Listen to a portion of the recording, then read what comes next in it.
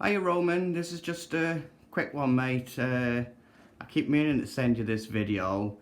As you can see, this is the enclosure. I haven't really got any substrate in the bottom of there yet. I have ordered some. It's just, I've been messing about with this enclosure for so long. This is just for a young iguana.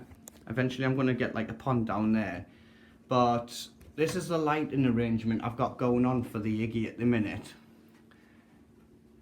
There he or she is, just there. So, I've got I think that's the Lucky Reptile Metal Halide that we were discussing.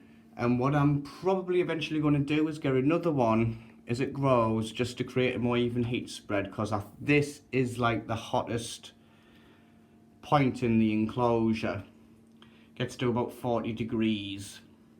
That bulb in the background is a Mega Ray Mercury vapor lamp. I realise the branches are a little bit high for the distance, but the iguana never sits there. But that branch underneath between, that's a nice distance. It gets to between, it goes between 35 and 38 degrees. And then I've just got a standard reflector lamp there. There's no actual branch directly underneath it, but there's a gentle warmth at the side here, and it comes right the way down. I'm not really showing it that well.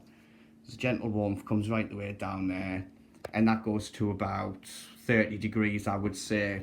So the iguana has the choice. And over here I've got a par 38 flood lamp, and it's about 80 wattages. It's not started, this one, and I'm getting between 28 and 30 degrees there, so there's lots of options. And there's a T5 14% at the front, and a 6% like centered centrally.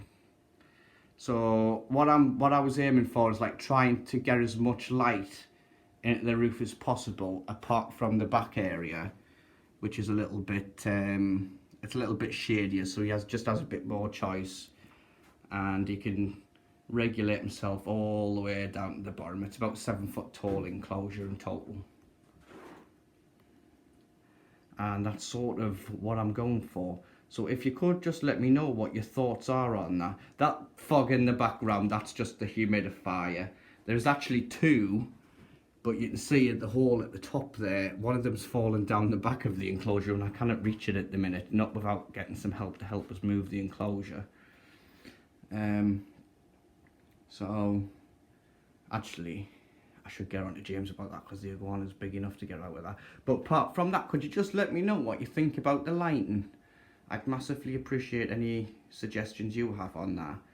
I have been looking at one of the things I do want to eventually install when the Viv is extended is one of them is the lightwave plant growth systems, where you can bank T5 lights together, about 4 or 5 of them at once.